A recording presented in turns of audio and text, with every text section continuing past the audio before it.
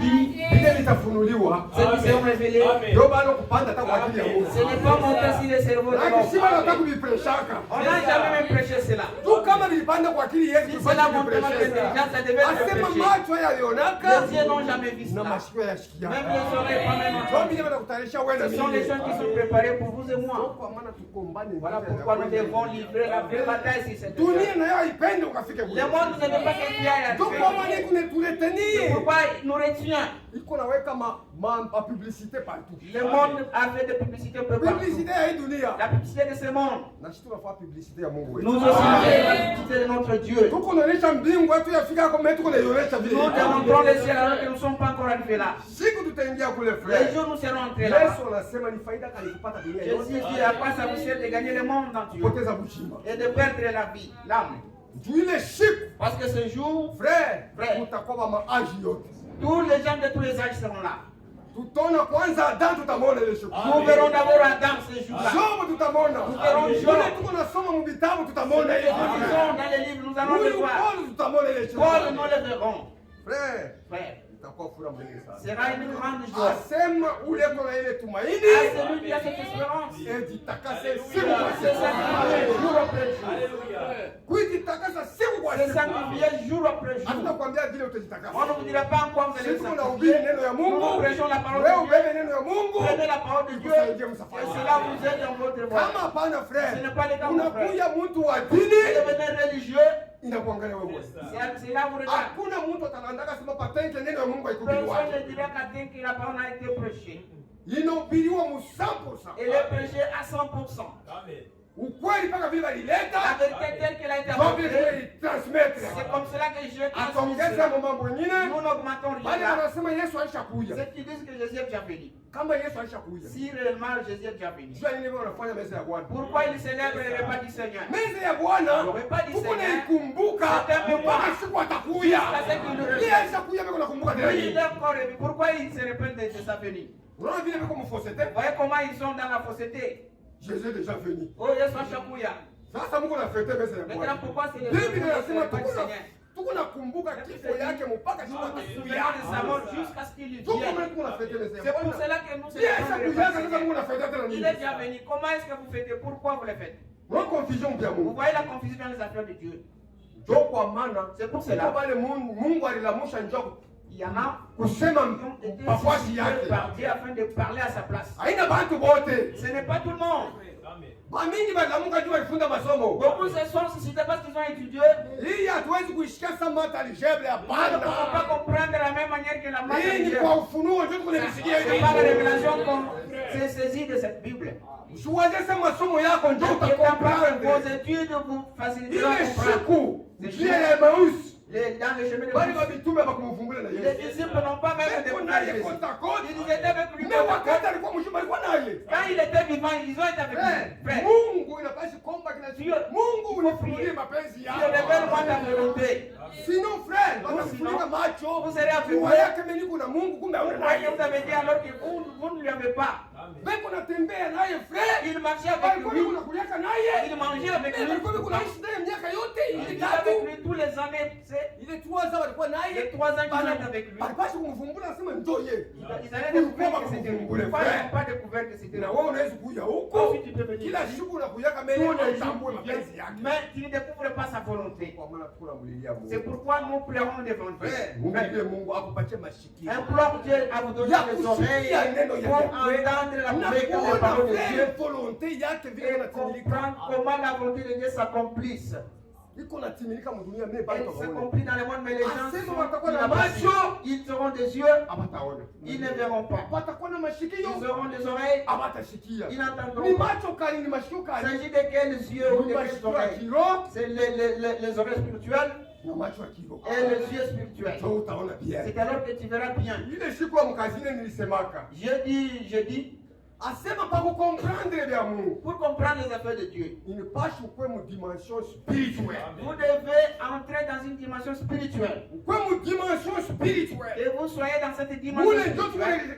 tunakutanisha na mampepo ya vile. Dans cette dimension, on se rencontre avec tous les esprits. Ni mule mwile dimension. C'est dans cette dimension-là Maana ukuye uconnecte mwile que dimension. vous soyez connectés à cette Ndio mule dimension. tunapata ma information ya Mungu. C'est de là d'où nous recevons les Ndio informations Mungu de mule Dieu. kunetulisha. C'est là d'où Dieu Ndio nous mule nourrit. kunetupatia volonté yake. Dieu nous révèle sa Kama volonté. uko pa dunia, Si tu es sur la uko terre, mwili. tu es dans la chair. Asema ule uko naishi mwili, Quiconque vit dans la chair, asitaona tena volonté ya Mungu. il n'aura plus la volonté de Dieu. Juu mapenzi ya mwili Parce que la volonté de la chair inaachana ya roho. est différente de celle Na de ndivyo l'esprit. nakombana kila wakati. Et ça se combat Ndio kwa tous les maana jours. unaona kama kimwili. Pourquoi voyez les Wao charnels wanasikiaka mpaka mkimwili. et entend toujours charnellement. Sasa wakiroho iko mu dimension ya Le juu. spirituel, il est dans une dimension élevée. Bila kona wewe udione. C'est que lui voit, toi tu ne vois pas cela. Mule mu dimension. Dans cette dimension, Ndio unasema les choses à venir. c'est là qu'il y a vile vitu vitakuya. Yule anasema wakati Roho Mtakatifu atakuya, Lorsque le Saint-Esprit viendra, ataniambia ile iko nimefundisha, il vous enseignera, atanifunulia na ile wanaita choses à il venir. vous révélera même les choses à venir. Sasa utavipata je vile viko kumbele. Comment recevrez-vous les choses Il à passe venir? kwa mwili dimension. Vous étiez censé être dans cette dimension-là. Maana ni wakati tutaingia mbatizo du Saint-Esprit. C'est le temps où vous serez baptisés du Saint-Esprit. Ndio utaingia sasa ndani ya Kristo. Alors que vous serez entrés en Christ, Ndio ule utavumbula sasa mapenzi yake. vous découvrirez maintenant sa Haina volonté. mwili kanisa. Pas dans cette église. Ni mwili ya Kristo. C'est dans le corps de Christ. Yeye ndio kichwa. Lui, il est la tête. Maana sisi tunakuwa mamambre tunafahamu. Nous sommes les membres faisant des mouvements. Kichwa yeye ndio kichwa. Lui, il en est la tête. Kama huyo kwa ndani ya Si Kristo tu n'es pas encore en Christ, ni magumu frère. c'est vraiment pénible. Na msafari Même litakukomplika. dans la marche, ça va vous compliquer. Ndio kwa maana leo Ainsi aujourd'hui, tuko na shontana bilole shibe yenyewe na benyewe. on se doit les doigts entre nous. Frère, Mungu alituita tuko shibe mateka Dieu nous dhambi. appelait tous, on était Watu pécheurs. wakufa. Les hommes morts. Wenye kujitenga na Mungu. Pour se séparer de Dieu, Ndani ya mtu hamuna kizuri. en l'homme, rien de bon ni Au unapenda sema ule mkizuri Si vous avez frère. trouvé quelque Au chose de tekiona bon, amo. vous n'en trouverez pas aussi. Ndio kwa maana tuko nakuya hapa Ainsi frère. donc nous venons. Mungu atusaidie namna ya Et Dieu kutembea. nous assiste comment devons marcher. Kama Mungu asikusaidie Dieu frère, nous assiste tutaanza pas, frère. kukombana shibe yenyewe na Nous benyewe. allons nous combattre. Oh, unaona vile alifanya. Fulani alisema, elle a parlé ceci, ceci, cela. On l'a laissé. Mutaanza kushontana Vous bilole. allez vous doiter. Nini? Pourquoi? Amuya comprendre vya Vous Mungu. n'avez pas encore compris les choses de Dieu. Mungu alituita mpaka Dieu vile nous tuiko. a appelés tels que nous sommes. Kama wewe Mungu acha kufanyisha neema, Si Dieu t'a déjà fait grâce, unakuwa muistart. tu es dans ce Ndio kwa maana stade-là. Mungu anasema mvumiliane mmoja kwa mwingine. Patientez-vous l'un après l'autre. Leo patience haina hapo. Aujourd'hui, il n'y a plus de Wale patience. waliitwa wasema ni watoto ya Ceux qui Mungu sont wa appelés Kristiani. enfants de Dieu chrétiens, Hawavumiliane mmoja kwa ils mwingine. ne se supportent plus Beko l'un natafutana envers kwa l'autre. kutekana mambiskadi. Ils sont en train de se faire des embuscades. Walifanyaka hivi. C'est siku pieds fulani des itafanya enfants. hivi. Il avait fait Ndio ceci, kazi il avait unabakia. fait. C'est ça le Mwili travail. kama unajua kwa maana Mungu atatuacha. C'est pourquoi Dieu va nous laisser dans Ndugu cette yako manière. alikotola. Ton frère a Ni fait mal. mtu C'est alikotola. un humain, il a fait une erreur. Biblia inasema nini? Qu'est-ce que la Bible dit? Juu ya ile mambo. À propos de cette histoire-là, Alikwambia asema uanze kusema il nkanya. ne pas demander avec vous pour Uanze parler. kudeside yulu yake. Vous puissiez décider Ule sur lui. atadeside kwa maisha ya C'est lui mtu qui va ni décider si la vie Mungu. de quelqu'un c'est Dieu. Sasa kuna decision ya mwisho kwa maisha ya C'est lui mtu. qui détient la dernière décision. Saa zingine wewe unasema après des jours aliyekufa Après sa mort, Mungu anamsaidia, Dieu va lui anatengeneza naenda. il arrange et pile pas. Mungu etubariki. Et Dieu nous bénisse. Tulisema vya mingi. On a beaucoup parlé. Tulianzia kwa Ancien Testament. Nous avions commencé par l'Ancien Testament. Maana ya Pasaka ni nini? L'essence ou la signification de la Pâque, c'est quoi? Tulisema vya mingi Nous avions beaucoup parlé là-dessus. ni type. C'est un Kwa type. mfano C'est un type. ule mkondolo walichinja L'agneau qui fit mollet. ilikuwa ni mfano ya mkondolo wa vya kweli. C'était un type du vrai agneau. Ule Jean Baptiste aliweza kupointe. L'agneau qui fut pointé par Jean-Baptiste. Asema tazama mwana kondoo aliyeondoa dhambi za Voici ulimwengu. l'agneau de Dieu qui ôte le péché du monde. Fremu vya Mungu. Dans Ile les siku Dieu, Jean anamsonza Yesu Kristo. Jean a pointé Jésus. Asema alikuja mbele yangu. Il est venu avant Sina moi. tena uwezo wa kufungula kamba bila Je n'ai pas le pouvoir de délier ses sandales. alimufumbula kwa Mungu mzima. Il lui a découvert comme étant un Dieu vivant. Anasema Il dit, wakati kuna kuya quand il vient, anamwangalia mkiro il lui a regardé dans le huyo wakati spirituel. alikuwa mu dimension Quand il spirituelle était dans la dimension spirituelle, anamshonta il lui a doigté. tazama mwana kondoo Voici la anayeondoa dhambi za il ôte le ulimwengu péché du monde. anampointa Jésus Kristo Il a pointé Jésus-Christ. hiyo wakati alikuwa mu dimension spirituelle Alors qu'il était dans mais wakati la alikuwa mkimwili quand il était dans la chair, anaambia wanafunzi il wake a dit à ses disciples, mwende kuulize kama njonye allez-y, Kama ni mwingine tuko na chungu. ou bien un autre que nous allons attendre. Unaona vile tunekala mkimwili. Voyez comment Sisi wote ça se tunekala passe. wakati hili kimwili kile tubeba. Parfois nous sommes en Kwa maana problème kama par mimi nasema ya les kimwili, Quand il n'y a pas de ujiweke pembeni. Usikirie ma problème. pas de problème non plus. Kama unakirie ma problème, ndani mwako uaminifu hakuna Il hapo. en faut, il n'y a pas de croyance. Il faut comprendre. Vous devez comprendre. Na Branham mwenyewe Même kusema Branham kama mimi disait, nasema bintu si je dis ndani ya quelque Biblia chose ina et que dans mweka la kote. Bible, il pas, mettez cela de côté. Pourquoi mnakirie ma problème? Pourquoi créez-vous des problèmes? Tutenda mbingu moja frère. Nous irons au même Haina ciel. mbingu mbili C'est tutatia pas mbingu un moja. ciel, un ciel. Na ule ndugu yako naye ataenda paka Et ule ton frère mbingu. ira dans le même ciel là. Umsaidie naye apate kufika kama na kuingia. Aide-lui comment il peut y entrer. Kama wewe kupata neema, Si tu as déjà eu grâce, umfanyishie kuna yeye neema. faites-lui aussi grâce. Umsupporte. Veuillez lui supporter. Umsupporte frère. Supporte-lui, frère. Usikwe connaisseur. Ne sois pas celui qui connaît tout. Nous connaissons parti. Tunajua kwa kipande. Nini kuna tumikia hapa nimero yangu? Moi je travaille Mimi sur na le poste. nataka mema yake. Je laisse les frères attendre prendre la relève, les frères Mikome, les frères Mikome, Kila mtu ako na les frères panimero Mungu Tout le anampatia. monde a un Asema numéro qui juu ya est donné. nini? Pourquoi? Juu ya edification ya Pour corps. l'éducation du corps. Diversité des dons, Mazawadi ya kuachana. même esprit. Lakini na roho moya. Diversité d'opérer, Kutumika manamna kuachana. même esprit. Mpaka na roho moya moya.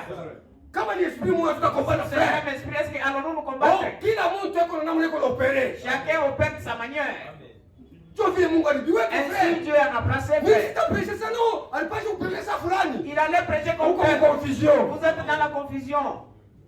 Wewe kila Mungu aliweka vile. Dieu a placé comme cela Isharabike. afin que les sons ne soient pas détruits. So shikwe ba kutabu kila siku. Que les sons ne soient C'est pas moi mimi détruits. nilibeba. Un même verset, je Tena le nilibeba. prends. Et l'autre verset, je le prends. Muni dimension yake. Il prend aussi sa Anatosha dimension. vile Mungu Il alimpatia va ile y sortir ce frère. que Dieu lui a donné quand il amène.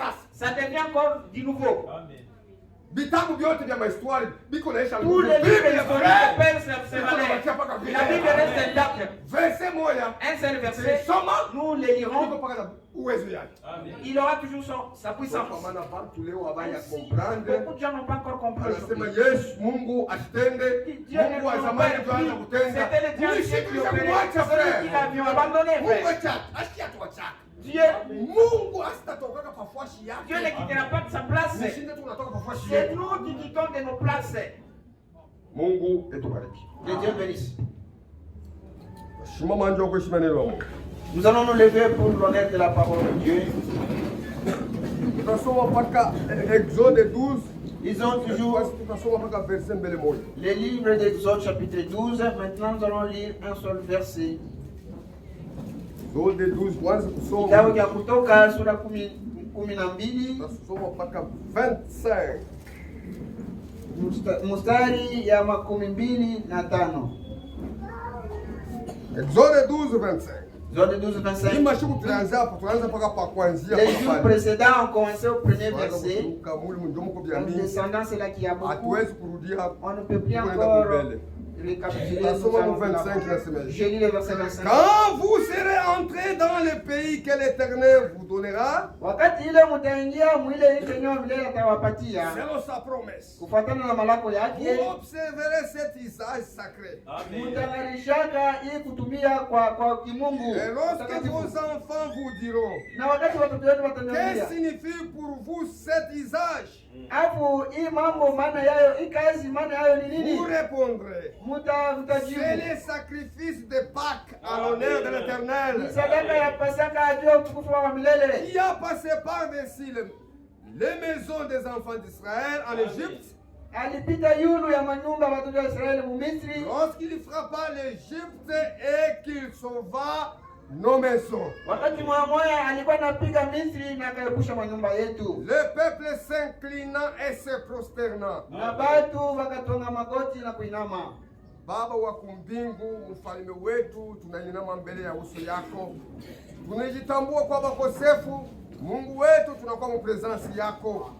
Tunakuya Baba, we Mungu ulituita sema mkuye mpaka vile mwiko, wewe ndio unaweza kubadilisha maisha yetu. Mungu wetu na mfalme, ushangalie bujinga wetu, tuko batu Baba, tuko na kunywa zambi sa vile mai. Baba, tunapenda Baba utusaidie. Ndio kwa maana Daudi alisema nilizaliwa mwali ya zambi. Baba, ndani mwangu hamna kizuri. Baba, utusaidie Bwana. We peke ulisemaka wakati ya mwisho hakuna mtu atafundisha mtu mwenzake, we peke utafundisha taifa yako. Baba, tunakuita uingie museni, ufundishe pepe yako. Baba, sa mtu atujue na kufundisha. Baba, kama unashika kinywa yetu, Baba tutasema kwa upande wako. Asante Bwana. Waze nasi, umanize nasi, mujina la uwezo la Mwokozi wetu Yesu Kristo mbote. Amen. Amen.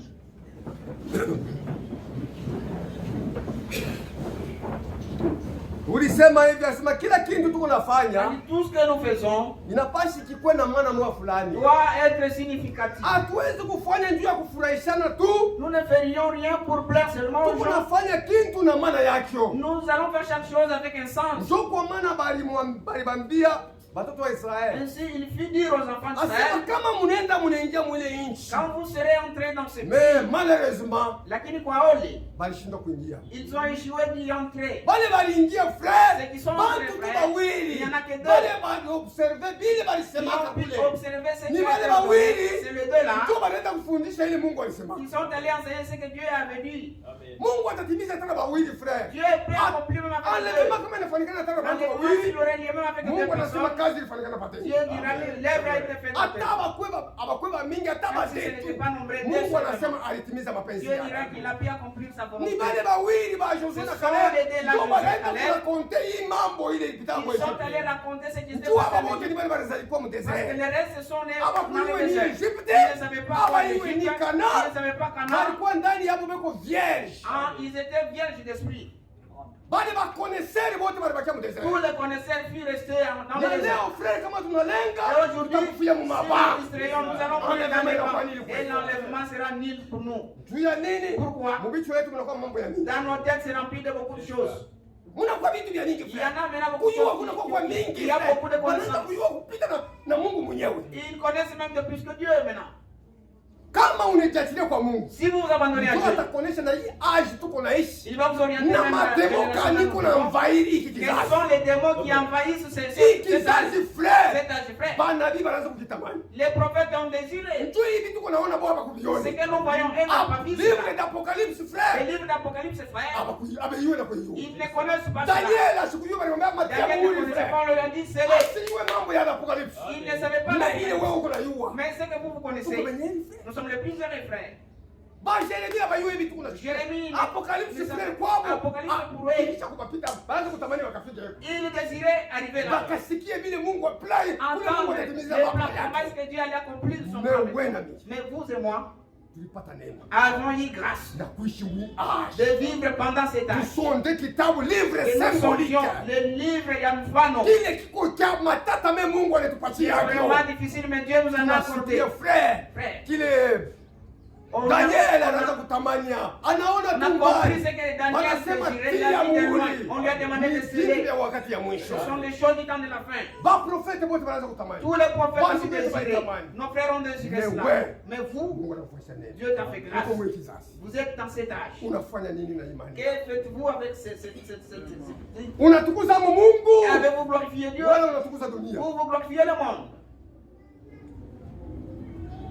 Mais balifanya Pasaka. Ils firent la Pâque. Ile Pasaka maana yao wanaanza kuonyesha deliverance. C'était la délivrance. Kuonyesha kile Mungu alifanya mwisho. Démontrer ce que Dieu fit en Égypte. Est-ce que na wewe wakati unakula meza ya Bwana? Vous quand vous prendrez le repas du Seigneur. Uko délivré au pas? Êtes-vous délivré ou pas? Wala tungeliki mtumwa wa hii dunia. Êtes-vous encore esclave de ce monde? Ni bale baisha kwa bakombolewa frère. Ce sont là qui sont bien délivrés. Tu vas participer kwa meza ya Bwana. Qui auront part au repas du Seigneur. Bale banaamini. Ceux qui croient. Haina ma faiblesse tuko nayo. Il ne s'agit pas de nos faiblesses, nous en avons. Amen. Mais kuamini kitu kingine. Mais croire aussi c'est autre chose. Kuamini ni utakaso. Croire n'est pas la sanctification. La sanctification c'est autre chose. Les baptêmes c'est autre chose. Mais croire aussi c'est autre chose. Vous êtes censé accepter votre salut. Si tu acceptes le salut, le salut est gratuit, il n'y a pas de. Puisque si vous en acceptez, Dieu te justifie. Amen. Il te considère comme si tu n'avais pas de péché devant lui alors que vous avez des péchés. Vous croyez simplement. Ainsi la Bible dit, celui qui croira et qui sera baptisé sera sauvé. C'est vrai. Pas de frère. Beaucoup de gens ne croient pas. Si tu poses ma question, ne te pose pas de question.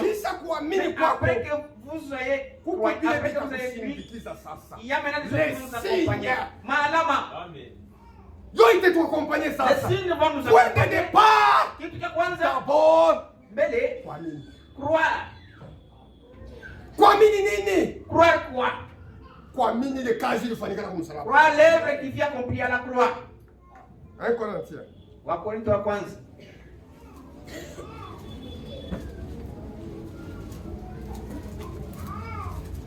Kuamini frère.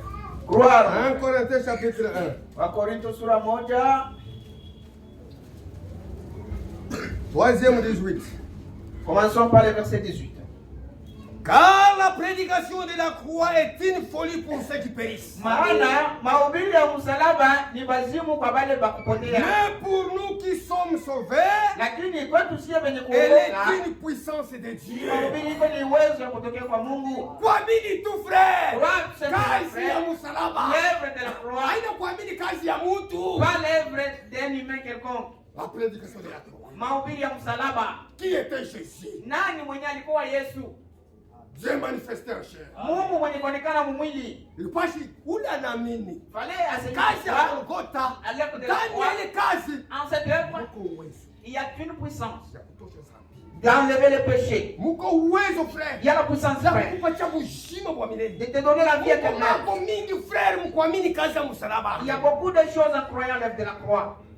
Ndio kwa maana kisha kuamini na kubatizwa, Après avoir crié, vous êtes baptisé, vous avez le salut. Sasa inapasha ukwe kwanza kusindikiza mambo ya utakaso. Vous devez être accompagné par la sanctification. Sasa ile utakaso Et cette sanctification, bila Yesu, sans Jésus, hautaweza. tu ne sauras pas. Bila Yesu frère, Sans hautaweza. Jésus, frère, tu ne sauras pas. Utapima frère. Tu vas dunia iko na pesanteur ya nguvu Le sana. monde a un poids tellement grand. Parfois sema uingie mu dimension Pour spirituelle. entrer dans la dimension Tu spirituelle, comprendre vya pour Mungu. comprendre les affaires de Shetani Dieu, sitakuacha. Satan ne va pas te laisser faire. Sasa wewe ukisha tu kuamini. Après, Kama si vitu vinakomplike les choses vous compliquent, nafanya je fais tout mon possible. mimi nashinda. J'ai joué. Mimi najua sema. Je sais que cette œuvre que Ulibeba masambi. tu as pris mes péchés. Ulitufungula mu vifungo. Tu nous as Maana délivrés leo de busharati tous les liens. ulifunga. Pourquoi jusqu'aujourd'hui je suis lié par la tutelle? J'ai joué les sorties. Seigneur, aide-moi. Ile damu yako ya bei Ton sang précieux là, inisapisha. que cela me purifie. Kama uko tu sincere. Si vous êtes sincère, Kile kitu kitafanya. cette chose aura lié. Kama Si akifanikane cela n'est pas au lieu, départ au yamini. c'est-à-dire pour kwanza uyamini, tu n'as pas compris. Unajiinteresse tu Vous vous êtes seulement intéressé vya Mungu. aux affaires de Dieu, Na uamini alors que vous ne kama croyez pas. wewe au badiliki. Maintenant, si vous ne vous convertissez pas, Siku Paulo atalamuka. les jours Paul va Sasa ressusciter. kujuge. Il va te juger, n'est-ce Na pas? alikuwa anafanya ngafu Lui sana. aussi, il commettait des gaffes. Yeye alikuwa na waaminifu. Il a même tué les croyants. Mais siku aliamini. Mais les jours où il a crié, frère, Anasema haina mimi niko naishi. Ce n'est plus Ni moi ule qui Kristo ndio anaishi maisha C'est yako. Christ là qui vit en moi. Sasa ule Kristo aanze kazi Pour mu que maisha Christ yako. commence Ya kwanza à unapaswa muamini. d'abord vous devez croire en lui. Usimwamini wengine wanamwamini mpokele Certains nyingine. le croient Paulo d'une kunasema autre manière. kama Paul dit, unapreshe Kristo mwingine. si tu prêches un autre Christ, Kushindana huyu nilipreshe. c'est plus que celui qui Wako m'a ni dit, zero huko mlaana. c'est zéro, tu es maudit. Branham troisième Adam. Nasema Branham, Chini ya laana, tu frère. es sous une malédiction. Sisi adana frère. Sous la Sio malédiction, mfano frère. anakuwa Yesu mwingine na Vous yeye. faites de Branham un autre Jésus. Sio nakule magaleni. Voyez où il tend. Mwingine frère anasema frère bali tufuata kule. Et notre Dieu, on va Dans suivre les là-bas. seulement. On nous a dit, on nous a raconté Brochure troisième testament. que la brochure, c'est le troisième testament. Comment bataanza kumkidnapper mwile moto? Pourquoi vous êtes kidnappé de cette manière? Umwambie asema baliandika wapi? Dites-lui tout cela. Jésus-Christ ndo dernier Adam. Seigneur Adam wa mwisho. Watatu wanako. Il n'existe pas un troisième Adam. On vous parle de Branham comme un troisième Adam. Unatika. Vous acceptez. Jésus-Christ mwingine. On vous a présenté notre Jésus. Ule Paul alisemaka. C'est lui dont Paul avait parlé. Hata mimi mwenyewe Paul. Quand bien même Nina moi, Paul kuhubiri tena vya kwa je shamba. revenais prêcher contrairement à ce que je prêchais, que je sois maudit. Tuko na présenter Jésus-Christ. Nous présentons Jésus-Christ. Ndani yake. En lui. Ndio mko ukombozi. Là, il y a la rédemption. En dehors ya Jésus. Il y a Yesu. Hamukanisa hamuna wokovu. Dans l'église, il n'y a aucun Kama salut. mukanisa ni kanisa gani? Si c'est dans l'église, mingi. il y a beaucoup de tabernacles. Ni tabernacle. Il s'agit de quel tabernacle? Makanisa kuna mingi. Il y en a beaucoup. Kuko Kimbangu Katolike Il y a Kimbangu Garagaza. Catholique Sasa ni kanisa Garagaza. gani? Maintenant, de quelle église s'agit-il? Wokovu iko muneno yake. Le salut est dans sa Mwiki parole. kitabu frère. Dans ses livres, Mwiki frère. kitabu. Dans ses Ndio livres, frère. kuvumbula mashauri ya Mungu. Nous découvrons le conseil de Dieu. Asema kazi ya msalaba. L'œuvre de la croix. Kubali batapotea. À ceux qui seront perdus. Ni mashine. C'est de la folie. Yote misikia ndio kwa maana bengine wasa.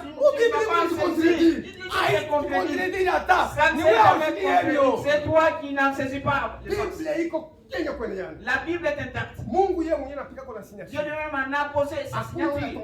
Personne n'aura ajouté et personne d'autre n'en a pas retranché aussi. Brochure haina kitu kingine. La brochure n'est autre chose. Kwa maana sasa unaweza kuprêcher message. Prêcher le message. Bila brochure mpaka la Bible. Sans la brochure mais avec la Bible simplement. Si vous avez déjà maîtrisé le message.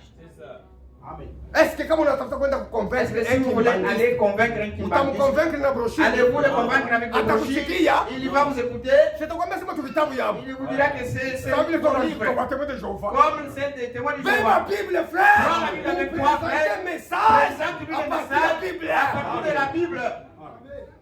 Frère, Tusikue ba fanatique. ne soyons pas Parce que mpaka fanatiques. wanasoma brochure Il ndio faut na toujours na la prêcher brochure soit message. lise. Alors, Qu'est-ce que le message? Message nini? Ujumbe nini? C'est la Bible révélée.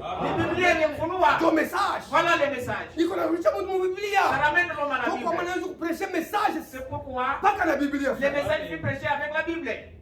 Brochure tuko na isoma ndio kumaîtriser. Si nous la lisons pour maîtriser. Tu Bible inasema nane pa au-delà La de Bible ça. dit mshende nje ya vile So vilivyoandikiwa. kwa maana niuliza wa frère. Sujet Frère moi ananiambia au tu frère. tunaweza kutoka mambo ya 7 tonnes. On discutait sur les 7 tonnerres. Mais asema frère, Je dis frère, hatuwezi kutoka nje ya Biblia. nous ne pouvons pas aller C'est au-delà de ça la notre Bible. absolu. Dieu tegemeo letu. Paul anasema Paul dit n'allez pas au-delà de ce que je te dis. kiende nje ya vile vilivyoandikiwa. Sasa uniambia premier tonnerre ilisema nini? Dis-moi, qu'est-ce que les Donne premiers pas tonnerres a 7 dit? tonnerres. Parce que c'était 7 tonnerres. Balisema tonnerre ya kwanza balisema nini? Dans le premier tonnerre, Deuxième qu'est-ce qui a balisema été nini? dit? Le deuxième, Parfois 7 tonnerres. pour arriver au 7e Il peut tonnerre. révéler. Que ce soit Unipatie révélé. mon bel Bible. Dis-moi d'abord les Oh, c'est le message. Oh, ni ujumbe. C'est la confusion. Il est Le message ni ndio kuna na mimi. Le message, c'est ce que moi aussi je possède. Sasa unasema mimi sina révélé. Vous dites que moi je ne suis pas révélé. Mais c'est tout le monde pour wapi? Où allons-nous avec Mimi vous? nasema kuna confusion. Vous êtes dans la confusion. Unaona mon jardin de Vous terre. voyez dans le jardin d'Èden. Abakuingisha mo vitu vya mingi. Ce n'est pas beaucoup de choses qui fit glisser là-bas. Juu ya nini shetani alimprofite Eve? Pourquoi Satan avait Eve aliongeza vya bongo. Ève avait ajouté des mensonges. Mungu asikuseme ushibangu ushuguse kule muchi. Dieu n'avait pas parlé de toucher à l'arbre. Alisema mushikule. Il avait interdit de ne pas manger. Les jours où vous mangerez, vous mourrez. Lui maintenant l'interprétant, Ève a dit, nous n'allons même pas en toucher. Satan a dit, oui. Il a ajouté ses paroles. Voilà, mula mwenyewe alingililia. Frère, Mungu yako tashinda kugusa. est-ce que ton corps qui va échouer de t'en toucher? Wala vile shetani Vous alibatrouble. voyez comment Satan est là avec Anaingisha mo bongo. il introduit les mensonges. Sasa ndio anaanza kuinterprete vitu vingine. Et maintenant il a commencé à donner aussi ses interprétations. Ils Mungu ont cru. asikuseme mu Biblia asema Dieu dans la Bible n'avait pas parlé du toucher de l'arbre. Ule alisema mushuguse. C'est lui qui aurait parlé Eve du anaanza toucher. kusema waanza kusema. C'est Ève qui parlait cela au Mais Mungu diable. asikuseme vile. Mais Dieu n'avait pas parlé ainsi. Mungu asema siku mutakula. Dieu dit le jour où vous mangerez, Utakufa. vous mourrez. Mushikule kwa ile. N'en mangez pas. Asikusema ushuguse. Il n'a pas dit ne touchez Dieu pas. anaongeza. Lui il a augmenté. Sasa bantu banaongeza motulo. Maintenant les gens en ont ajouté Abakuongezake vya un mingi. petit peu. Dunia inaanguka. C'était seulement paix et le monde était tombé. Mimi asemaka tonnerre. Les tonnerres C'est la voix de Dieu. ni sauti ya Mungu. Ce n'est pas la parole. Haina neno ya Mungu. Ndio kwa maana mimi nasema kila siku Mungu na Mungu tusome sauti ya Mungu. Oh, lisons sauti ya Mungu. C'est déjà. C'est une erreur. Ça c'est une erreur. Déjà ndio kule tuko nenda na kanisa kuanguka. C'est là où sauti banaisikiaka. La voix est audible. Sauti baisomaka. La voix on ne la lit pas. Ule alisikia sauti. Celui qui a entendu la voix. Ule alisikia tonnerre ni Jean. Celui qui a entendu la voix du tonnerre c'était Jean. C'était lui qui savait les. Kama unapenda ujue tonnerre. Si vous voulez connaître le tonnerre, allez demander à Jean. Même Branham ne lui demande pas. Même moi je l'ai. Veuillez demander à Jean. Ule Jean ndio alisikia. Jean est celui qui a entendu. Il prit même la plume pour commencer à écrire. Banasema ushandike. On lui a interdit de ne pas Ile écrire. binasema tonnerre. Ce qui est écrit Si ya Mungu. Mais les sceaux. Sasa bile bintu abikuandikwa. Maintenant les choses non écrites. Batebireveleke. Comment cela serait révélé? Révélation ni kitu kile kinye kuandika kama kinye kufichwa. Pas de la révélation quand il y a quelque chose qui est écrit. Ile Paul yako nasema mu Colossiens 1. C'est que Paul raconte dans Colossiens chapitre 1. 26. 26e verset. Les mystères cachés de tous les temps. Siri yenye kufichama ya mawakati yote. Et dans tous les âges. Na vizazi vyote. Mais révélé maintenant à ses saints. Inafunuliwa sasa à qui Dieu a voulu faire connaître quelle est la glorieuse richesse de ces mystères parmi les païens. Kwa ule Mungu alipenda kujulisha ni utukufu wa ile masiri. Siri ni moja ya masiri frère. Utukufu wa ile siri moja katikati ya wapagano. Savoir Christ en vous, l'espérance de la gloire. Kujua Kristo ndani yenu mwenye kuya utukufu, mwenye kuwa tumaini ya utukufu. Hii siri ndio ilifichwa mu makura ya maage. Paul alikuwa kujua hii bareformateur walishinda kuleta lumière. Baptême au nom du Père et du Fils. Balikuwa kwenye pratiquer était approuvé. Il n'avait pas eu de lumière. Sainte banaanza kuifanya bengine kwa kanisa bako nakula 12 heures à 12 heures, les autres à 10 heures dans des églises. Mais c'est voilà pour le 10 heures. C'est pas du Seigneur était célébré à 10 heures. C'était aussi il se fait du pain au marché. Abakupate lumière. Ilikuwa caché dans tous les arts. Ilikuwa kufuchama vizazi vyote. Kumjua Ukristo. Savoir c'est tumaini yetu. C'est lui notre espérance. En Jésus-Christ. Frère, mko tajiri. Il y a de la richesse, frère. Kufahamu sasa. La connaissance maintenant. Dans Yesu Kristo. En Jésus-Christ. Donc kufahamu. C'est là qu'il y a la connaissance, la bonne connaissance. Mungu alificha. Dieu fit cacher. Kufika muaji yetu. Arrivé dans notre âge. Mungu alipenda ejifunue. Dieu voulut se révéler. C'est lui que nous annonçons. Ule tuko natangaza. Exhortant tout homme. Tuko naonya kila en mtu. instruisant tout homme en toute sagesse. Tuko nafundisha kila mtu kwa hekima kabisa. Afin de présenter à Dieu. Juu ya kumuonesha Mungu. Tout homme devenu parfait en Christ. Mtu wote akuwe mkamilifu ndani ya Kristo. C'est en quoi je travaille en combattant avec sa force. Ndio kienye niko natumikia na kukombana na nguvu yote. Tuko nakombana tukombane tena na mtu na maisha. Contre la chair mais contre les esprits. Na kukombana kwa combattant puisque Christ apate kurudia musene. Il retourne en scène. Ule balitosha musene. C'est lui qui est sorti de la scène. Mungu etubariki. Que Dieu bénisse. Hii parenthèse tulifungula. La parenthèse qui a été ouverte. Sasa some paka. Maintenant lisons. Exode 24. Exode au chapitre 24. Mwanzie mu 6. Exode chapitre 24 verset 6. Moïse prit la moitié du sang. Musa akakamata kipande cha damu. Il mit dans le bassin. Akaweka mu bassin. Et il répandit l'autre moitié sur l'autel. Na akamimia hii kipande kingine ya damu kwa madhabahu. Il prit le livre de l'alliance. Akabeba kitabu cha agano. Et le lit en présence du peuple. Akisoma mu macho ya watu. Il dit. Anasema. Nous ferons tout ce que l'Éternel a dit et nous obéirons. Bantu bakasema tutafanya vile vyote wa milele alisema na tutatii. Moïse prit le sang Moïse akabeba et damu il est répandu sur le peuple akaimwaga mubatu en disant, anasema voici le sang de l'alliance hii ndio damu ya que agano l'Éternel a fait avec vous selon toutes ses paroles. yenyewe milele anafanya agano pamoja na mwe kufuatana na hii maneno yake. Kulikuwa vitu tatu vile nilisema Il hivi. y avait trois choses ce jour-là. Kulikuwa livre d'alliance. Kulikuwa kitabu cha agano. Ça vile tunabeba Bible. Comme nous brandissons la Bible. Amen. Livre d'alliance. Kitabu cha agano. Livre de l'alliance. Sasa kulikuwa peuple d'alliance. Kulikuwa tena batu ba agano. Batu ba agano Israel. Balikuwa muagano na Mungu. Ils étaient en alliance avec Dieu. Kisha kulikuwa damu ya agano. Il y a aussi le sang de l'alliance. Damu ya agano le ilikuwa sang de l'alliance était là. Trois choses devaient être observées. Baliwe maana yabyo. En savoir l'essence. Jobile Israel.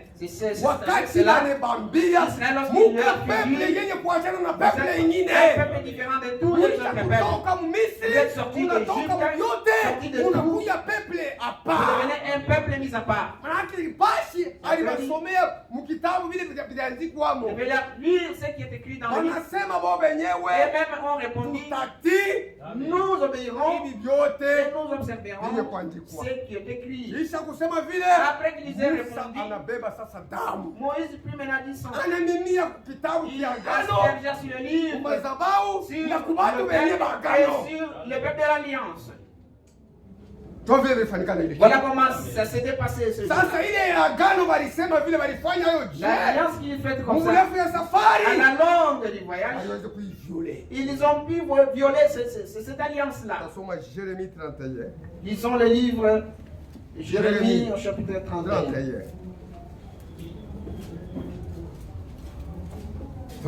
31. Jérémie au chapitre 31, verset 31. Inasema. Il est écrit, voici le jour vient, dit l'Éternel, où je ferai avec la maison d'Israël et la maison de Juda une nouvelle alliance. D'où il a fait une alliance nouvelle. Pourquoi il allait faire une nouvelle alliance? Et avait déjà effectué une première alliance. Pourquoi il promet encore de faire une nouvelle alliance? Non, comme alliance que j'ai traité avec leur père. Le jour où je l'ai saisi par la main pour les faire sortir du pays d'Égypte. Alliance qu'ils ont violée. Moi, je fus leur maître, dit l'Éternel. Mais voici l'alliance que je ferai avec la maison d'Israël. Après ces jours-là, dit l'Éternel, je mettrai ma loi au-dedans d'eux. Et j'écrirai dans leur cœur. Et je serai leur Dieu. Et ils seront mon peuple. Celui-ci n'enseignera plus son prochain, ni celui-là son frère, en disant, connaissez l'Éternel, car tous me connaîtront, depuis le plus petit jusqu'au plus grand, dit l'Éternel. Car je pardonnerai leur iniquité. Et je ne me souviendrai plus de leur péché. Unaona agano jipya. Hakuna tena dent pour dent. Mungu sasa ndio mule alileta pardon des péchés. C'est là maintenant où le pardon du péché en Christ. Donc kwa maana baptême au nom de Jésus-Christ, c'est pour le pardon de nos péchés.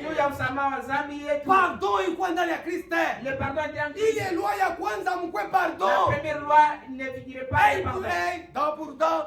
Aliwaza pengine ndio pale bataanza kushikia boka watumikie neno. Je croyais qu'ils allaient craindre pour obéir à la parole. Mais les gens ont continué pourtant à briser kwa maana Mungu alifanya tena agano jipya. Il fit encore une nouvelle Na alliance. damu yake na tena damu ya wanyama. Cette passé avec son propre sang. Damu yake iko na nguvu kushinda damu ya Son sang wanyama. est plus puissant que celle des bêtes. Walishinda kuchunga ile Ils sheria. ont échoué à garder cette Ile loi damu ya parce wanyama que le sang des bêtes haikuwa na uwezo. n'avait pas de puissance. Sasa vile nisemaka mkazini. Comme je l'ai dit, Asema ilikuwa saa vile uko na ndeni ya comme 10 000 quelqu'un dollars. qui était débiteur de 10 000 Uko na dollars. ndeni ya 10 000 dollars. Vous avez une dette de 10 Sasa 000 ile dollars. ndeni ya 10 000 dollars. Et avec ce 10 000 dollars, Sasa unamwambia ule mtu sasa nitakulipa vous ndeni. dites à votre créancier que je vous payerai votre dette. Pakuyua sasa nitakulipa. Pour dire que pour être sûr que je vais vous Unakupa rembourser, mbele 1000 dollars sans garantie. je vous donne d'abord les gages de 1000 Kujua dollars. sema mitalipa na hii nyingine. Sachez que les autres qui vont s'ensuite, Ndio damu ya wanyama. voilà comment était considéré le sang des bêtes. Ilikuwa na bei ya chini. Avec une Baada ya kutumikia valeur sasa moins. huko bei italipiwa. Disant qu'il y a un prix qui viendra être Ile payé. bei italipiwa. Et le prix qui sera payé ukombozi pour yetu notre kwa rédemption, lote. pour toujours. Ni damu ya Yesu Kristo. C'est le sang de Jésus-Christ. Damu ya Mungu Le mwenyewe. sang de Dieu Ndio kwa lui-même. maana Yohana walikuwa mwite Patmos. Ainsi Jean étant dans Aliangalia le kumbingwa kuna mtu alistahili. il vit au ciel, il n'y avait personne Dunia kuna digne. mtu alistahili. Sur la terre, personne n'était Chini digne. ya dunia kuna mtu Sur la terre, alistahili. personne n'était digne. Mungu wa bankambo. Les dieux de nos ancêtres Asikolikana ile shuka. n'étaient plus ces Jean gens-là. sikole tena na malaika Gabriel. Jean ne vit ni Dieu, ni Gabriel, ni Jéhovah, ni Jéhovah, atukubone. ni ne vit. Unasema nous sommes perdus. Il s'est dit, nous sommes perdus, tunapotea. Tunapotea sasa. Il dit, nous Sasa sommes perdus. wokovu nani ataleta? Maintenant, qui allait amener les salis? Inafali Yesu Kristo. Bilomba Yesu Ndio Kristo. kwa maana nilisema kufa. wakati Ainsi, tuko nenda je dis, kumeza ya quand nous nous Bwana. approchons du repas du Seigneur, Tunakumbuka kazi nous nous walifanyia souvenons des frère. lèvres qui fit faite après. Atendake kutunjuma nasema On ne meza ya savait pas Bwana. puisqu'on a Tuko parle du repas du nakumbuka Seigneur. kazi Mungu alitufanishia. On se Ile souvient de wazazi l'œuvre yetu walishinda c'est que kutufanishia. nos parents te choisissent Ile pour watu nous. wote C'est walishinda que tout le kutufanishia. monde n'a Mungu pas été en alijipotea mesure de garant. faire. Mais Dieu s'est porté garant. Anaacha throne. Il a abandonné le Anaacha trône. dignité. Il a abandonné la dignité. Anaacha vyote. Il a tout abandonné. Anabeba mwili ya haya. Il prit le corps humilié. Ndio ile tulisomaka na mwili mkazini On a lu Esaïe avec 53. vous, Esaïe 53. Qui a crié? Ni nani aliamini? Habari zetu. Notre nouvelle. Ainsi que nous Nasoma avons yote annoncé. frère. Lisons encore une fois de plus. Jérémie 53 tulisomaka mkazini. Nous avions lu jeudi passé Esaïe 53. Esaïe 53.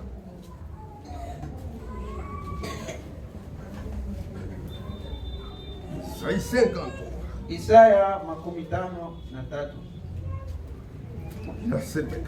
Il est écrit, Niulizo. c'est une Qui question. a crié à ce qui était annoncé? Ni nani yule aliamini kubile walitutangazia? Qui a reconnu le bras de l'Éternel? Ni nani alitambua mkono wa uwezo wa Il s'est milele? élevé devant lui comme une faible plante, Aliamuka kumbele yake sema chipuko ya comme zaifu. un rejeton qui sort d'une terre desséchée. Samuti kona wote ya mufasi ya Il jangwa. n'avait ni beauté, Ashikukuwa na ni urembo. éclat pour attirer nos regards. Hakukuwa na ya kuvuta nacho macho. Et son aspect n'avait rien pour nous plaire. Hali yake haikukuwa na kitu ya kutupendeza. Méprisé, abandonné des hommes. Mwenye kudharauliwa na kuachiliwa na Homme basi. de douleur, habitué à la souffrance. Mtu wa maumivu mwenye kuzoea Frère, mateso. aizombele mateso. Il s'est habitué à la Mtu yetu souffrance. frère, Tout. asikurevendique Il n'a pas madua. pu revendiquer à ses droits.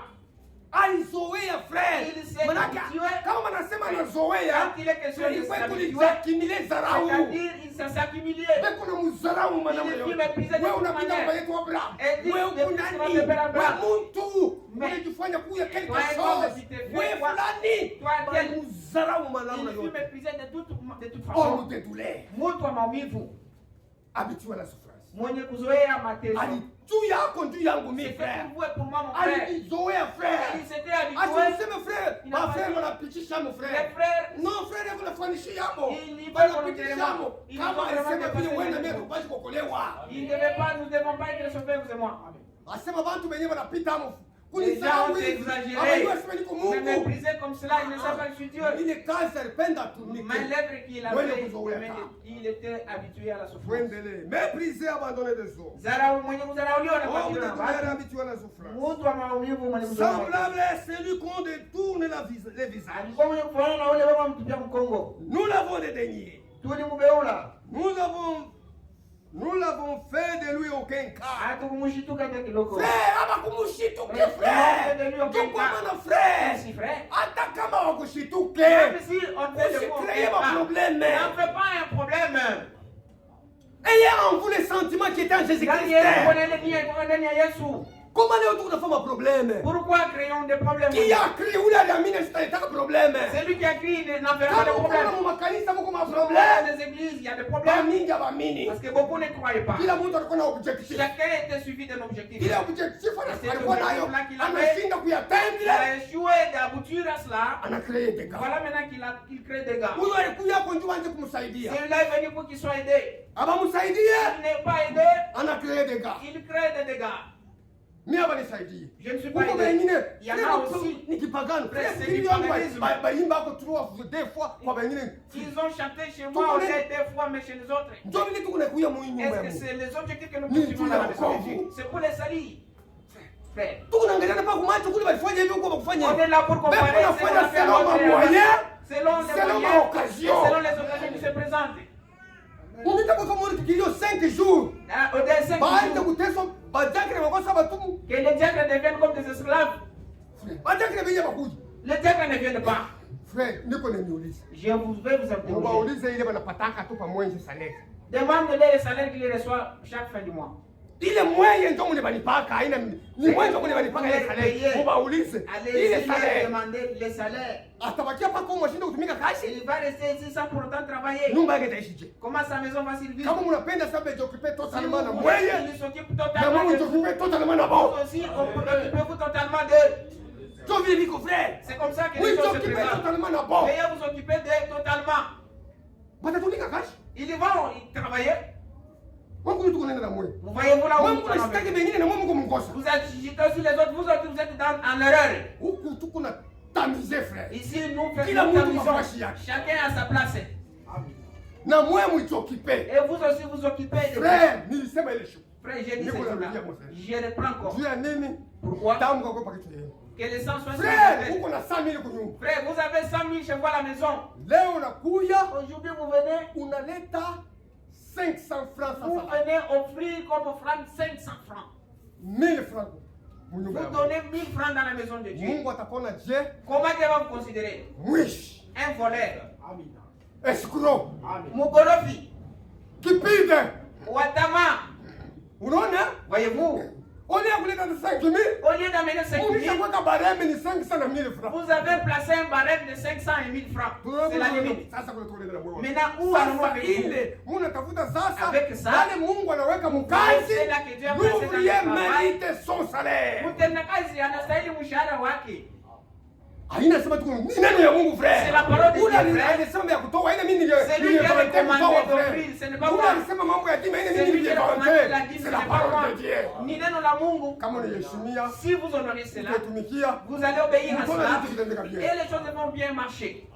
itaenda bien frère. Ça va Ndio bien marcher. vinyewe vitaanza kutembea. Et soit, ça va automatiquement bien marcher. Tuko shi bote ba responsable. Tous on est responsable. Ushaanza kutushitaki mpaka Ne shije. nous accusez pas seulement nous. Kila mtu ako responsable. Chacun est responsable Ku destruction ya œuvre ya Mungu. à la destruction de l'œuvre de Dieu. Uko na kazi unapaswa kutumika mnyumba ya Mungu. Vous avez un poste à remplir dans la Ule maison de Dieu. nileta example ya ule mwanamke veuve. J'ai donné l'exemple de cette Ule veuve. mwanamke veuve Cette veuve, anakuja mnyumba. Venez Unaona dans la wakati maison de Mungu Dieu. unatoa vous msadaka. savez, mbele. quand vous offrez une Mungu offrande, anaangalia pale ulitosha kama ni Dieu, mfuko. il regarde Uko na barua si mfuko. la caisse là où vous avez sorti cet argent, il regarde ce qui est sorti de la caisse et ce qui est resté dans votre caisse. C'est qu'on a donné. mpagano wala Là, il te mwaminifu. considère déjà un païen ou bien un croyant. Tuko nenda? Nous sommes là. Anakuona mpagano Il wala te prend mwaminifu. pour un païen ou un Anamita chrétien. kukalifie. Ce n'est pas à moi de vous qualifier, c'est à Dieu de Anaangalia vous pale qualifier. ulitosha. Il regarde à la caisse Na ile unampatia. ce que vous avez donné à Dieu. Anapeze. Il pèse. Anaona mwaminifu bwako. Il va comprendre votre croyance. Kama hauna mtifu ndio kwa maana Si tu Roho n'es pas Mtakatifu obéissant, c'est pourquoi le Saint-Esprit, badake. la plupart n'en reçoivent pas. Secret ndio hii. C'est voilà le secret. Bamingi bapate Beaucoup ne abana reçoivent obeisa ku pas. parole Ils ya ne sont Mungu. pas obéissants à la parole de Dieu. Ule mwanamke frère Cette femme-là, frère, ile makuta ilibakia ndio ilikuwa maisha yake ya ile shuku. cet argent était pour lui, tout pour lui. Anasema Il dit, kwanza tutafute ufalme na haki yake. et le Saint dit, cherchons d'abord Hivi vyote Mungu son royaume atatusaidia. ainsi que sa justice, le reste Dieu. Anabeba kale kalikuta kake kaloko. Et le prix, son petit bien d'argent, Ni ufunuo asikufanishake sana bali. c'était pas révélation, elle ne fut pas contrainte. Anabeba Elle prie avec elle, analeta anatoa. elle l'a menée, elle a Wakati offert. anaanza kutoa Et quand frère. elle offrait cela, frère, Mulikuwa Les gouverneurs étaient dans l'assemblée. Ils donnaient des billets. Il y a $100, $50, $20,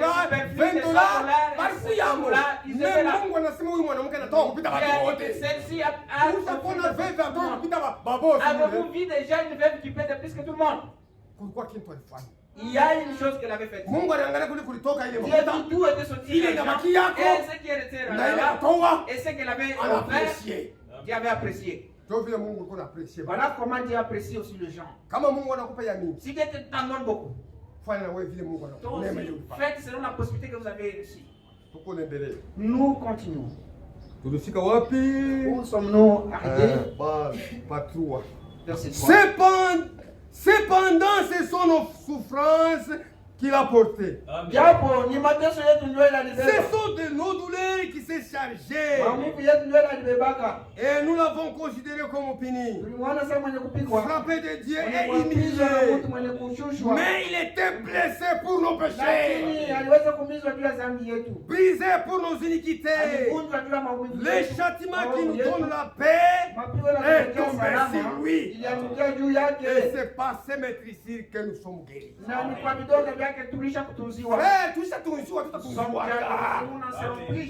Sasa ulipasha uamini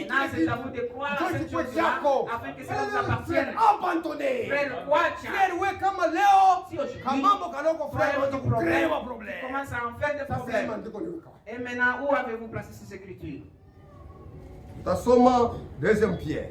Disons wa Petro wa pili. Première Pierre. Petro wa kwanza. Un Pierre. Petro wa kwanza sura 3. 11-18. Mstari ya 18. 1 Pierre 3, 18.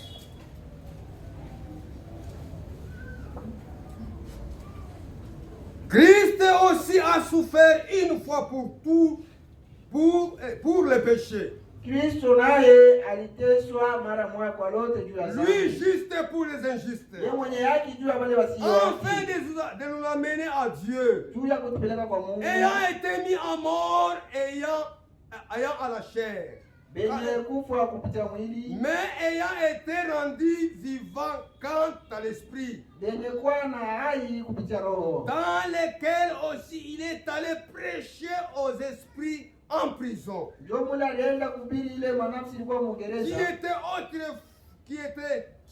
Qui autrefois avait été incrédule lorsque la patience de Dieu s'est prolongée au jour de Noé.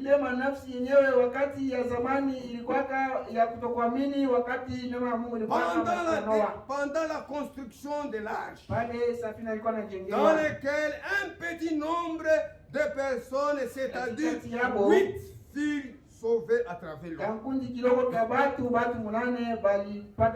Unaona Kristo vile aliteswa, asema Kristo aliteswa juu yetu frère, pour nos frères, juu ya zambi, pour le péché. Asikufa mfimbo ya Barome, il n'est pas mort du fouet de Romain, alikufa juu ya zambi frère. Il est mort du péché. Tu alipe bei, damu yake imwangike, damu ya bei juu ya ukombozi wetu. Pour notre rachat. Upate kukombolewa mu busharati. Que vous soyez délivrés de la ukombolewa mu bwishi. Racheter du vol. Ukombolewa frère mu kipidite. Racheter kwa tamaa. Mu byote bile binetufunga frère. Tunashinda kumtumikia Mungu vile yastahili kutumikia. On a échoué à rendre Dieu service comme il faut. Frère. Kanisa sasa hivi. Une église comme celle-ci. Wengi ya bantu. Cette multitude de gens. Frère, mambo ya kumyengia Mungu inakuwa sasa ceremony. L'affaire de construire pour Dieu, ça devient une cérémonie. Mais mtu yeye mwenyewe anayenga tipi vile. Mais une seule personne construit la maison de vie ya ile nyumba yake. Demande-lui les devis qu'a coûté sa maison. Makuta mingi. L'argent, beaucoup d'argent. Ndiye moyo. Pour lui-même. Sasa si bantu ba mingi. Maintenant nous étant nombreux, tunashinda kumyengia nyumba. On a échoué de construire une maison pour Dieu. Ni kusema nini? Qu'est-ce que ça veut dire? Hatubikonsidere. Nous ne prenons pas ça. Tuko ne bifanya tu kama binabangu baza bazakire bapite ko mbele ba motiver. Est-ce que c'est ça la croyance? Pas kwanza kusukuma. C'est contraindre encore. Il y a un ça ne va pas. Kuko kintu chende. Il y a déjà un savoir. Hatuwezi kusukuma mtu. Nous ne pouvons pas contraindre quelqu'un. Tunapuskile bantu tout ça. Ni mambo yetu. Nous secouons les gens comme si c'était notre affaire. Est-ce que qui a cru? Ni nani aliamini? Habari zetu. Qui a connu le roi de l'Éternel? Nani ule aliona na anaamini frère atafanya bintu automatiquement. Il va faire les choses de soi. Kama ni contrat atafanya frère. C'est le contrat, il va effectuer un contrat. Tunaya contribuer kwa afin que nous aussi contribuons à l'effort de Dieu. Frère, mweba frère. Vous les frères. Banombaka makuta njia kuingia makaji muli. Vous priez de la $200, $400. Hauna na kazi mnaipata na pas du boulot. Comment est-ce que vous trouvez cet argent là? Pour aller accéder au boulot là. C'est parce que votre cœur est attaché là-bas. C'est pour cela que vous trouvez cet argent là. Mais pour Dieu vous n'en trouvez pas. Négligence pour Dieu. Négligence pour Dieu. Nous sommes en train de prendre les escaliers. On prend les escaliers. Chacun de nous est en train de s'identifier s'il a pu les pareils. Ce n'est pas à moi de vous qualifier. Nous plaçons un grand miroir. Écran géant. Chacun se voit. Comment est-ce qu'il marche avec Dieu? Si ce n'est pas les chrétiens sont vraiment ils ne prennent pas les choses de Dieu avec ce valeur. Mais non pareil. On n'est pas du Seigneur, il vient. On ne sait pas, on va qualifier. Vous mangez comme un biscuit. Vous ne savez pas la signification. Avant de manger, vous méditez. Vous regrettez. Vous regrettez. Pour nous vivre.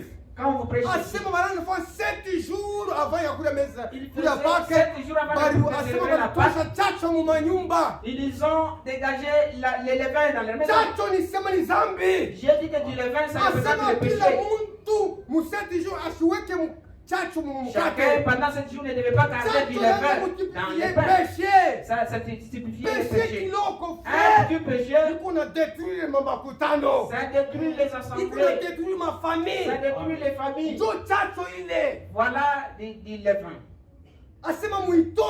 Il est dit de dégager. Ne mangez pas 7 jours. Mangez pendant 7 jours du pain sans levain. Jusqu'au 7e jour, l'agneau sans défaut. Jésus-Christ n'avait aucun levain. En lui, il n'y avait aucune défaut. Ainsi, il est digne de payer pour nos péchés, parce qu'en lui, il n'y avait pas de faute. Il était à quoi ça? Et son sang était pur. Pourquoi le sang de Jérémie, frère, avait des fautes? Le sang de Branham avait des fautes. C'était par les liens du mariage. En naissant une fois, l'homme né est en vaincu. Il est vaincu, frère. Grandissant, dans son sang, il y a des esprits adultères, il y a des mensonges. L'enfant au bas âge commence à inventer les mensonges. Qui lui a appris à faire cela? Personne ne lui apprend ça. Automatique. Cela est automatique. Ainsi, le sang de Jésus-Christ. Si vous croyez en lui, on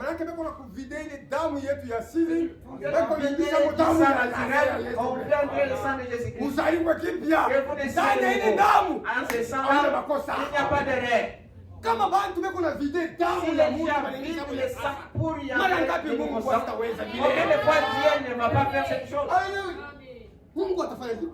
Ni siri frère. Donc kwa maana kwa amini tu frère. Mungu atafanya ile operation. Dieu va faire cette opération là. Ataifanya yeye moja. Il en fera de lui-même. Hautaweza kuacha dhambi bali utabalishinda. Vous ne vous serez pas avec le péché. Amini tu uitike kazi ya Golgotha. C'est comme quelque chose de mauvais à ce qui passe. Et accepte seulement. Si c'est l'ivresse, il vient en accusant les démons de l'ivresse. Si c'est la l'ivresse, il est comme ça en accusant les démons de l'ivresse. Ici, il y a un vrai juge. Comme si on pouvait lui. Il va trancher pour vous. Il trancher pas comme les gens qui vont le trancher. Moi, je suis pas le problème tel que cela mérite d'être tranché. Kuya mpaka vile uko frère. Venez tel que vous êtes. Oui, vous les frères. Mungu anayosema tuko batenda zambi. Dieu sait que nous sommes pécheurs. Anaiwa vrai. Il sait. Anaiwa tu asema tuko ba pécheurs. Il sait que nous sommes pécheurs. Donc on alituita ça, venez vous tous. Pour cela qui est chargé, fatigué. Moi Dieu je vous ai dit pour. Ana wewe mwenyewe frère. Ce n'est pas à vous-même frère. C'est à Dieu. Ndio alibeba buzito kwetu. Lui qui fit plus loin. Venez seulement. Paka vile wewe uko. Tel que vous êtes. Mungu atakusaidia frère. Dieu va vous aider frère. Mungu alitupenda frère. Dieu nous a aimés frère. Tasoma sasa. Lisons maintenant. Nous sommes mbele mu brochure. Lisons d'abord dans la brochure. Brochure naitwa la brochure intitulée Pourquoi nous ne sommes pas une dénomination? Juu ya nini shia tuna zebu? Shia tuna zebu frère. Pourquoi ne sommes-nous pas? Ndio kwa maana shia taongopanyi kusasa watu watakimbia mkanisa. On ne craint pas que les gens prennent le Kama tunasema ule atakimbia ni ule ashukua wa Mungu. C'est lui qui prend ce qui n'était pas de Dieu. Zambi ndio iliangusha dunia. C'est le péché qui tombe le monde. Kwanza kuiparnia hapa. Hapa tuko ni martele frère. Nous martelons frère. Durement Kama frère. ile zambi inajikuta Le ndani mwako. péché se trouve en toi. Frère, huyo asema mie niko mwatari. Sache que je suis en Ule danger. unasema ni mie. C'est lui de qui les questions c'est Kama moi. unasema frère anaanza kunisema. Si tu te dis qu'on parlait de moi, Mitachika sema ndio ni wewe. je vais accepter que oui, c'était toi à qui on s'adressait. Pale unasema bananisema. Parce que quand tu t'es toi-même reconnu, il y a quelque chose sur quoi on en a parlé de vous. Huko kile tunakusemea. Kama ulikuwa sister tukupaki Si tu kukusema. étais juste, on n'allait pas parler de toi. On a parlé de moi. J'accepte. Tulikusema. On a parlé de toi. Tu as dit tunakusema. Pourquoi on a parlé de Huko toi? kitu kile tunakusemea. Il y a quelque chose qui ne va pas en toi. Chini ya zambi. Tu es sous le péché. Kama unatoka chini ya Si zambi, tu quittes sous le péché, hata kusema tena. on ne parlera plus de toi. Amina. Hata kusema frère. On ne parle plus de toi. Ndio lazima ushitoe intimide frère. Sema njua kama tunasema hivyo watasema wanatusema. Si nous disons, ils diront qu'ils parlent de nous. C'est. Oui, jeune sœur. Oui, kijana. Unaanza mwekole dimanche. Vous avez commencé l'école de dimanche. Unakomelea Vous message. êtes grandi au message. Wanavunja virginité mu message. On a brisé ta virginité dans le Hawezi sema message. njoo kavumu ya nyumba yako. Vous ne savez pas que c'est ça le succès de votre Njoo l'honneur de yako votre utapeleka maison. kwa bwana yako. Njoo ile heshima utakuwa nayo kwa bwana wako. Unakamata valeur yako ni vula na Vous tuko avez pris baba. votre valeur, vous avez jeté dans la rue. Usifuate watu kwa dunia. Ne suivez pas Kama les dunia watakusema huku ces mbafu demandes. Ils vont kwa te hivi. déclarer Bonjo comme mabumbafu. insensés. Ceux qui sont insensés, Njoo valeur utapeleka kwa c'est la valeur que tu vas mener dans votre maison.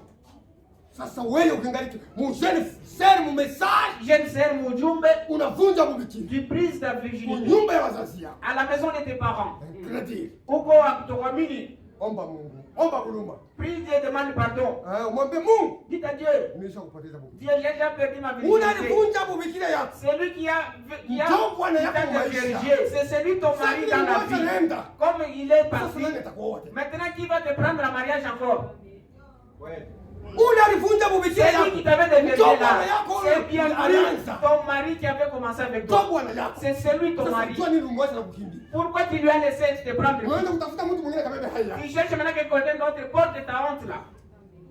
Njoo kwa maana C'est pour cela. kama ulivifanya bila kujua. Si tu as fait cela sans connaître Dieu, Kwanza leo dès maintenant, useme Mungu dis à Dieu, unihurumie. pardonne-moi. Mungu atakuhurumia. Dieu va te pardonner. À notre Dieu, Kwa Mungu wetu, qui ne se lasse pas de pardonner. anataka kusamehe.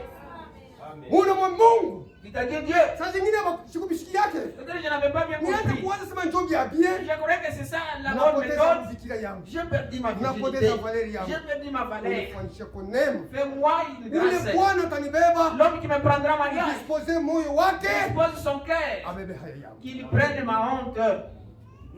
Ndio kwa maana mama ndoa nyingine kuna C'est tenga pour cela unaingia que kidogo. votre mariage qui Au bouge. départ, kumwanzo kulikuwa mambo kubaya. Au départ, il y avait déjà du mal. Amen. Kuisraeli bando fanya vile En kama Israël, on mama. faisait comme ça, quand vous attrapez, Kukumba ule de vierge. on prend celui qui est des vierges, Ndo analipa mali. on va taxer celui qui est des vierges, on lui taxe, Aipe mali, on abebe va na donner bibi. la richesse pour prendre sa femme. Juu yeye ndio anamfanya kwa kitu kingine haya. Parce que c'est lui qui a fait d'elle quelque chose de honteux. Page 43, paragraphe 195. Page 43, paragraphe 195. Maintenant, Sasa, nous pouvons vous dire tunaweza kuiwaambia pourquoi nous prenons la communion. tutawaambia juu ya nini tunakalaka kushiriki. Nous vous dirons pourquoi nous pratiquons le lavage des pieds. Et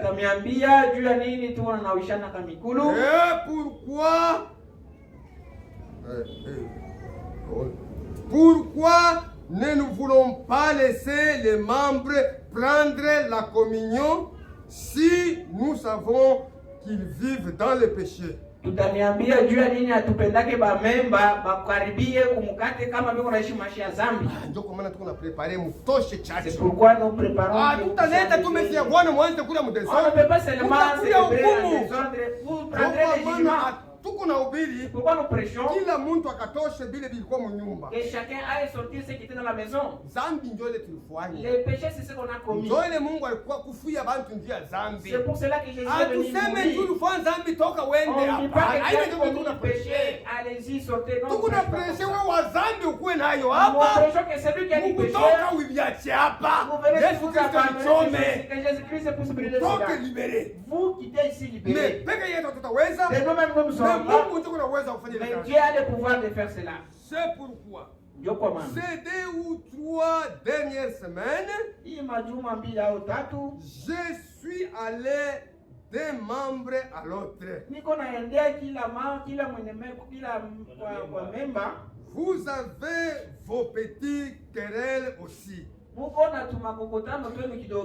ule frère na Mariu anaanza kwenda kufuata bale aliona anasema hapo kuna tuma mambo fulani anaenda kunyumba ya huyu na ya huyu bale aliua anasema beko na tuma mambo tumakokotano hawavumiliane tena mema kakule meza ya Bwana hawawezi kukula mwile modeli mnatuma mambo avec des petites querelles. Njoo anasema alienda kwa huyu na kwa huyu. C'est ainsi qu'il raconte qu'il est parti l'un après l'autre. Et je suis allé, l'un ne voulait pas parler à l'autre. Nikakutanisha mmoja alikuwa anapenda kusemesha mwenzake. Quand ils se rencontrent sur la route, wakati wanakutana munjia, il détourne la tête. Huyu anatupa sura kwingine. Unaona mkondisio bantu huyu na huyu mavumiliane frère. L'autre mais leo sasa na kwa hypocrisie. Aujourd'hui leo ni unafiki. On se salue même à la limite de venir. Mais à l'intérieur il y a d'autres choses. Ile ndio maana inaitwa hypocrisie. Kama unaona uvumilie ndugu yako. Wewe unaona frère. Hiyo katika mambo unasema kama mambo fulani. Mungu yangu shetani ananijama sana. Satan m'a vraiment saisi, je ne pardonne Mungu. Pardonne-moi, pardonne-moi. Que cet esprit me quitte. Frère, kama unamshtaki shetani vipi? Si tu accuses Satan comme ça. Unapiga magoti na kumpoza Mungu. Ule démon anakimbia. Démon profite. Sasa watu ndio wanamkushika. Les gens cachent les démons. Honte à vous. Vous qui avez pris la coupe bénie de Dieu au-dessus de cet hôtel ici, vous qui vous avez été appelés frères et sœurs, et qui ensuite prenez le téléphone et commencez à parler en mal les uns des autres. Mambo unayofanya huku frère inawaka wale wenyewe tunakasema baba oba ils sont par terre frère. Mtoto wa Mungu dada yako wala ndugu yako naanguka lakini si wote tunaanguka lakini ndani tuko na uzuri komando moya bana mublesse nous sommes en front kama tunasemena vibaya comment on parle mal ili ni jamaa zeu frère ça c'est pour les générations kutoka mkanisa wanaanza kushimanga leo wakuimbe mzuri atukuye kuimbia watu on vient pas chanter pour les tuko naimba njoo tukufu ya Mungu on chante pour la gloire de Dieu. Ces choses sont elles qui tuent les églises. Vous n'êtes pas digne d'être appelé chrétien. Quand vous agissez ainsi, c'est vrai. Restez éloigné du téléphone. Si vous ne pouvez pas dire du bien de quelqu'un, alors ne parlez pas du tout. Souvenez-vous, Dieu vous en tiendra pour responsable. Aussi longtemps que cette sorte d'esprit est en vous. Vous ne savez que vous n'êtes pas en ordre avec Dieu. Kwa maana kama wewe mwenyewe Ainsi, si de vous-même, hauna na usawa na Mungu. vous n'êtes pas en ordre avec Njoo Dieu. wakati hii. Voici le temps. Njoo wakati frère. C'est ici le temps, frère. Temps ya kuweza kutengeneza maisha. Le temps d'où il faut arranger sa vie. Ya kujua huyu Kristo alikuja juu ya nini? Savoir pourquoi est-ce que Christ est Alikuwa venu. blessé juu ya nini? Pourquoi fut-il blessé? Alikuwa abandonné juu ya Pourquoi nini? fut-il abandonné? Juu yetu frère. Pour nous, frère. Alisupporté vyote Il a frère. pu supporter tout, frère. Anasupporté vyote frère. Il a dû supporter. Na sisi tunapaswa tusupporte. Nous aussi, nous devons supporter. Kama hapana frère, Si ce n'est pas le anza cas, kuitwa tu frère. vous serez tout simplement appelé Kama ni frère. frère ma frère, kama ni Si frère en il Christ. s'agit de frères, ou soit de un frère en Christ encore. Tutasoma mu Colossiens 1 mwanzo mu 12.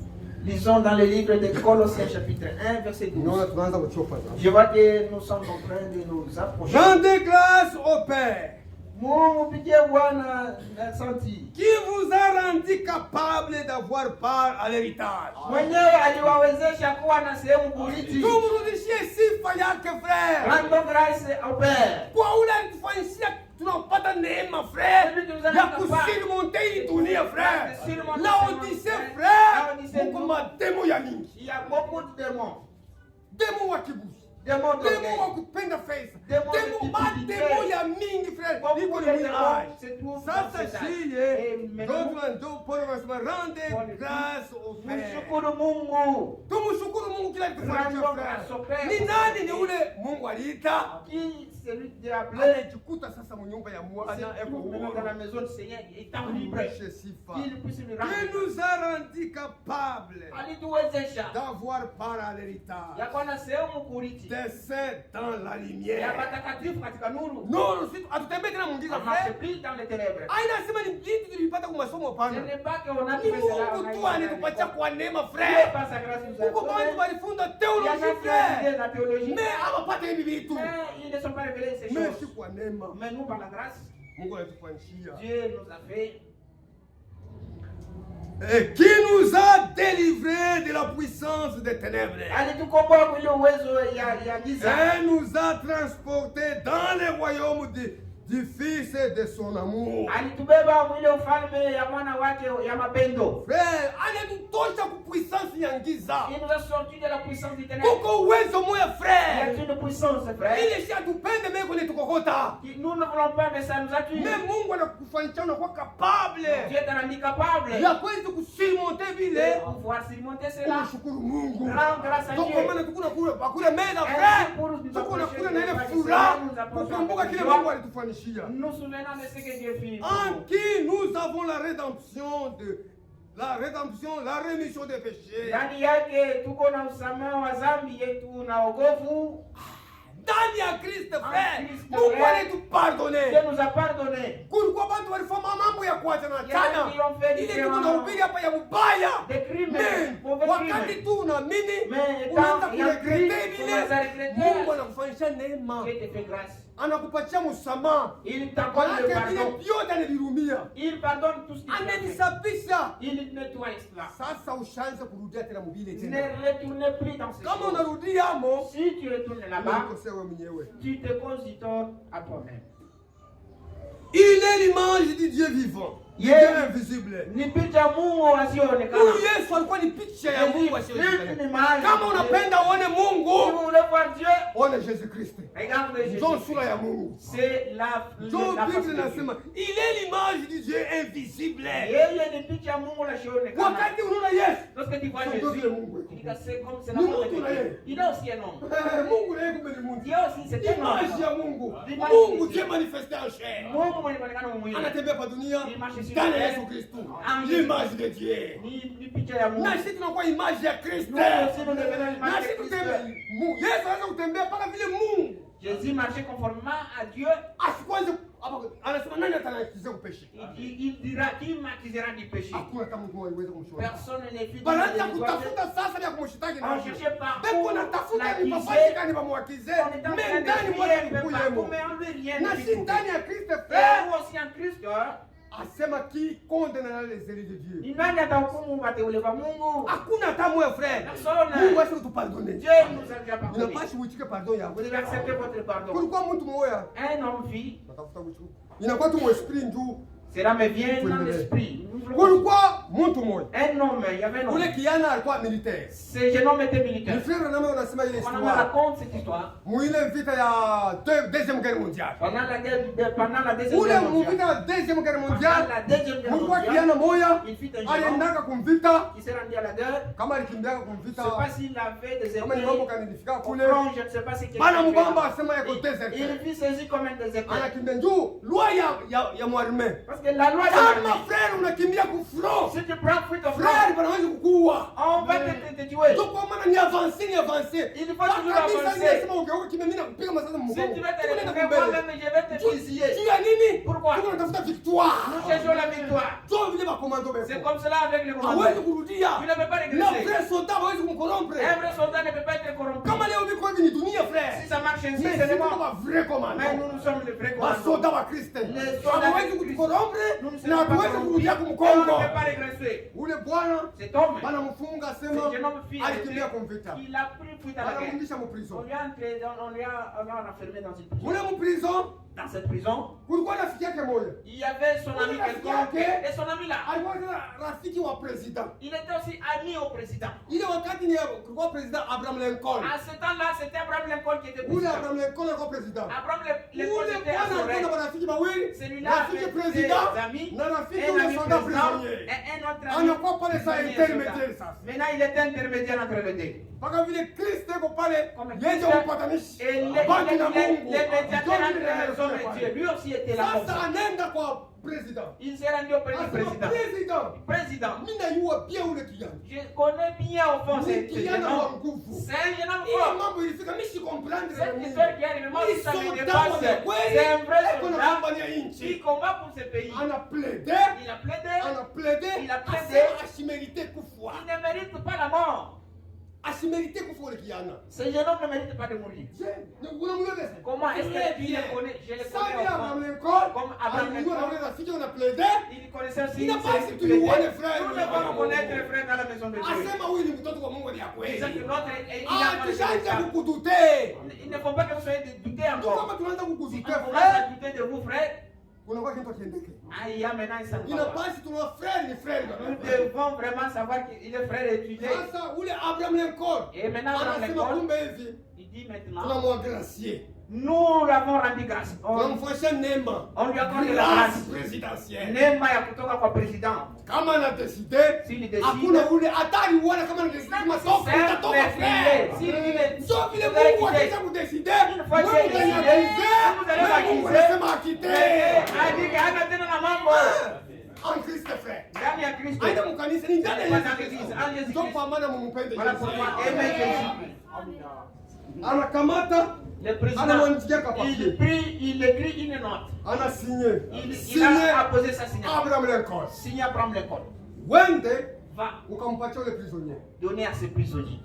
Kama wanaanza kwa kubeba watu tu kwenda kubatunjika, Quand on viendra prendre les gens pour la pendaison, apresente akakamukanda. que ce prisonnier brandisse Kama cette anapresente note. akakamukanda, S'il brandissait cette note, asitakufa.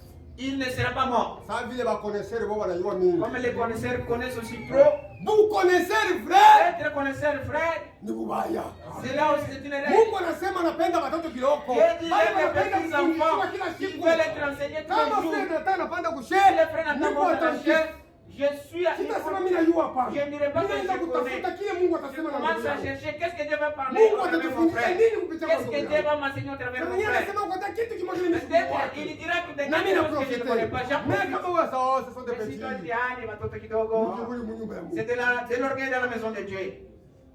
Anafika kule. Il est arrivé là-bas. Anaenda, rafiki yangu. Mon ami, Unapata neema. tu es gracieux. Unapata neema. Tu es gracieux. President anasema Le utatoka. président a dit tu sortiras. Angalia.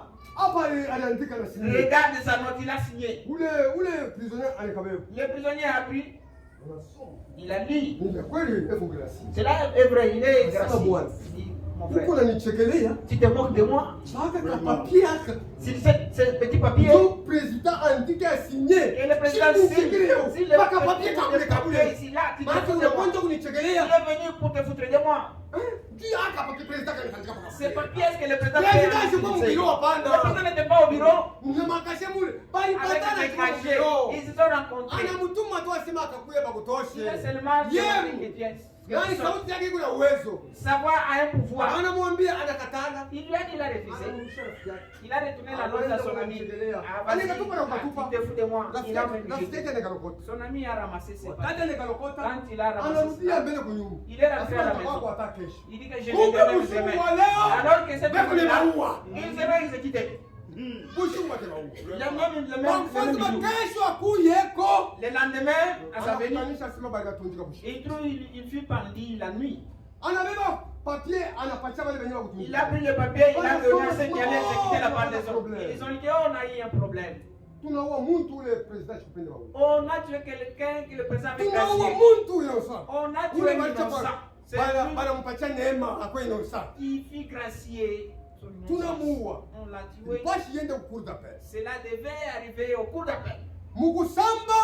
Là-bas, maintenant quand ils étaient en train de comparaître, ils ont dit que le rêve les soldats. Il a reçu la grâce, il n'a pas considéré cela comme grâce. Jésus qui est né de la prostitution. Esaïe avait demandé, ni nani aliamini? Qui a reconnu le bras de l'Éternel? Ake bantu mukuyua mingi. Kwa bayuda bakumkomprendre. Bayuda wanasema wewe unapita Abraham. Asema Abraham aliona siku yangu. Abraham vit mon jour. Alifurahiwa. Il se réjouit. Asema wewe unakuonyesha 50 ans. Unasema mambo ya Abraham. Tu parles d'Abraham. Alors que Jésus-Christ. Esaïe alimwambia kana vile atazalika. Esaïe il avait décrit comment il se réveillait. Vile atakamuri dunia. Yote waliandika.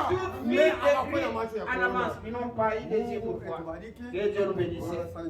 Je vois que l'heure sonne. Comme les jours sont encore. La semaine, l'autre semaine là, on fera la deuxième. Nous allons aller petit à petit. Que Dieu nous bénisse. Thank you.